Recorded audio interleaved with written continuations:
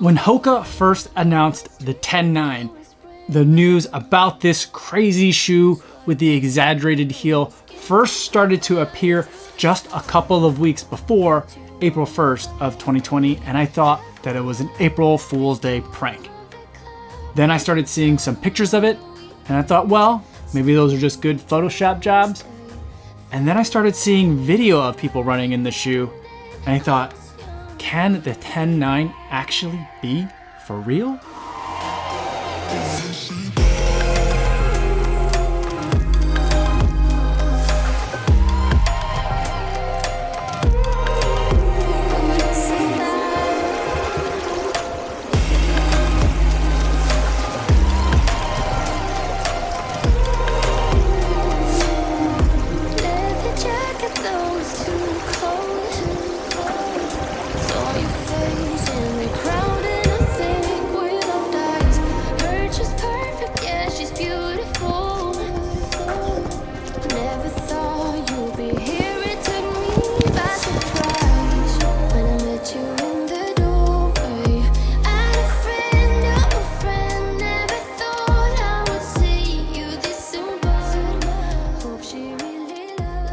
.88 miles, 9 minutes, 59 seconds per mile, 230 feet of gain on a very short, very easy run in the Hoka Ten Nine. The shoe is for real. It actually does exist, and it is gigantic. I didn't take it for a very long run. I just brought it with me back to some of the hills in Iowa by my in-laws' place.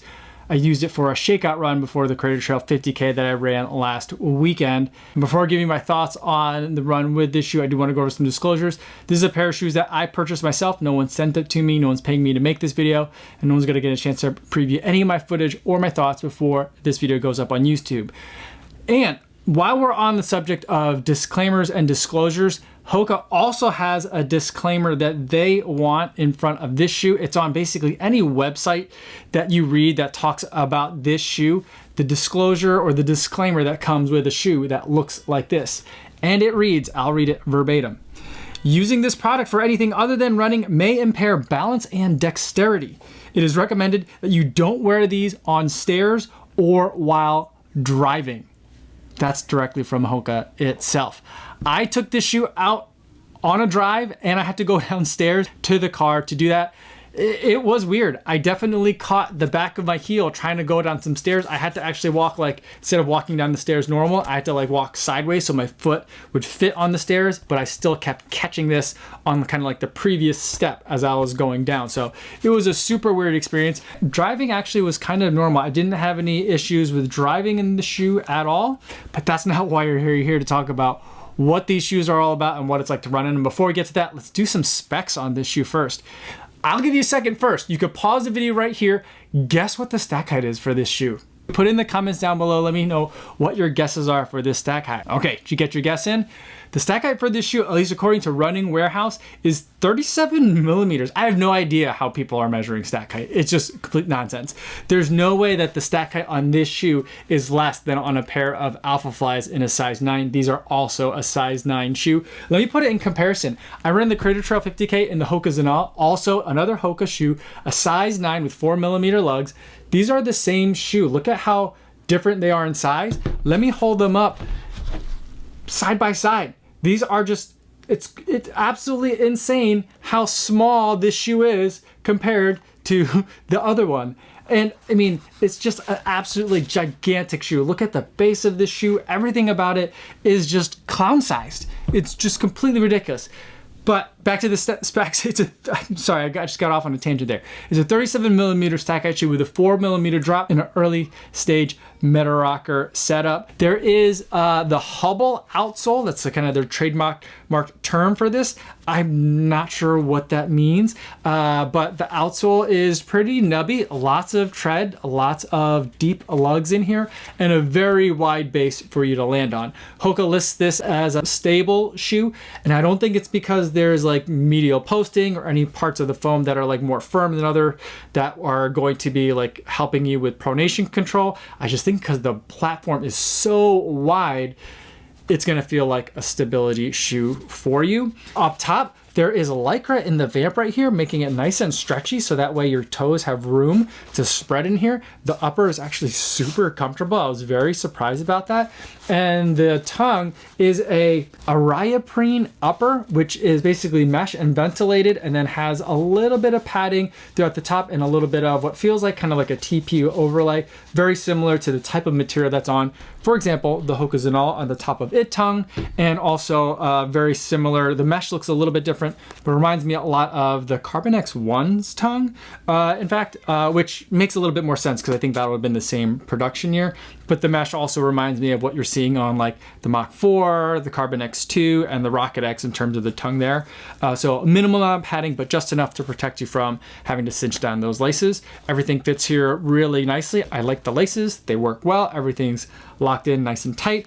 Around the back, there is the softest Achilles heel flare that I've ever felt. It's nice and floppy too. It's just very like just nice to touch. It's very strange in that regard. I've never really felt the urge to touch the Achilles flare on a shoe, but this one is touchably soft, as they say. And then we've got this giant like Photoshop stretched heel in the back here, which is just absolutely gigantic, which is pretty much this, I guess, is it the signature feature? Is this heel flare the signature feature, or is the width of the shoe the signature feature, or is this the overall like boat sizeness of the shoe? I don't know. There's so many signature features. It's just a gigantic shoe.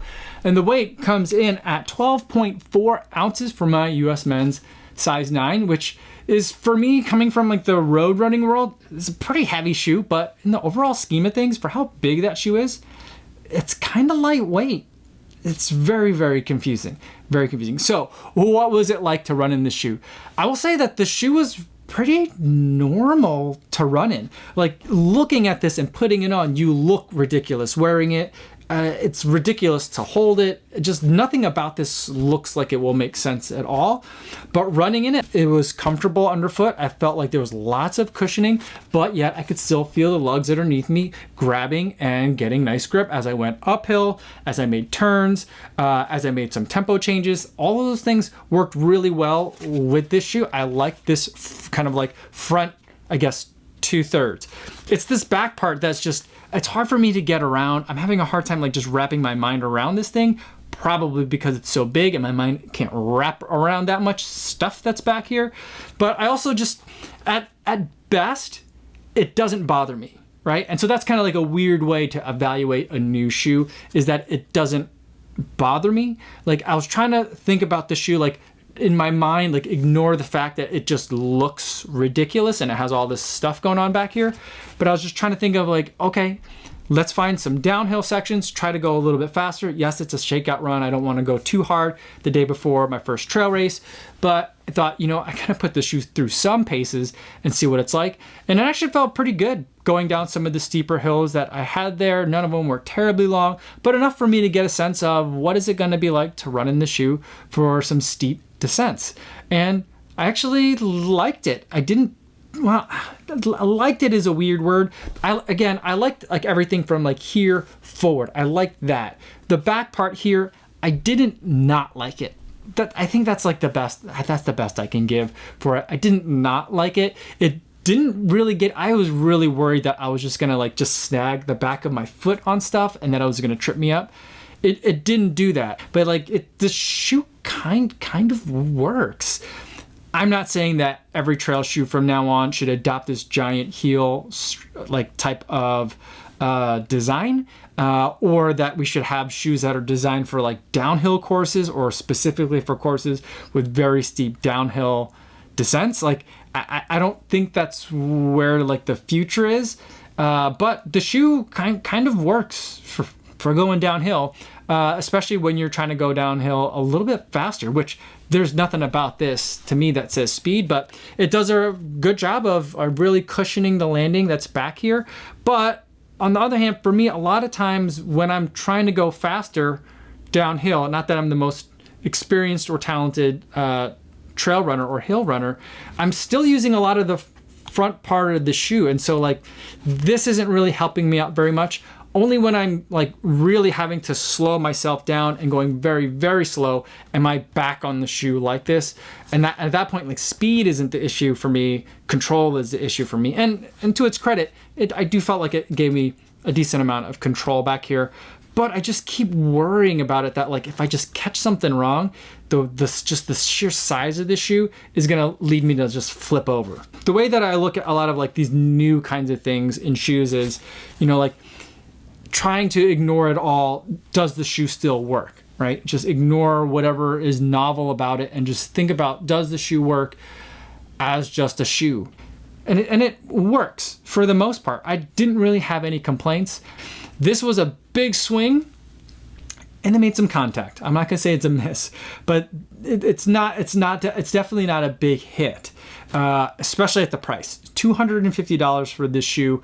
They released it in 2020. They did not update it for 2021. I'm not sure if we'll ever see an update on this shoe, or maybe there never was supposed to be an update for the shoe, but it was just something to put out there and kind of just get Hoka into the spotlight, get some people to take notice of the things that Hoka's trying to do to really think about what are the specific needs for trail runners. And in that regard, if it's like kind of like a marketing stunt in a way, I think it's successful. I'm not so sure it's the most successful of trail running shoes, but it does make me feel a lot more interested in other Hoka shoes that I still haven't yet tried before. So I guess overall, mission accomplished on this shoe, maybe?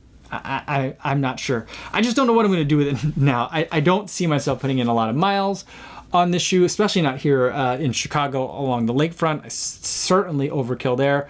And for the most types of running that I have available to me within like a 200-mile radius, probably still overkill. So I just really don't know how many more miles I'll be able to put into this, but I am glad that I was able to test it out.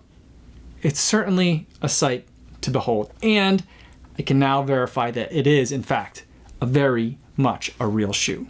So those are my thoughts on the Hoka Ten Nine after just this very short run, admittedly not even a thorough first run that I normally do for shoes.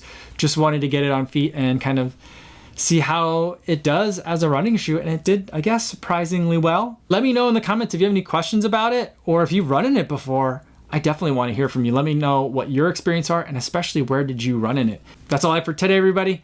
Thanks so much for making it all the way to the end of this video. Hopefully you guys are staying safe out there on your runs, and I'll see you in the next one. Yo, what's going on?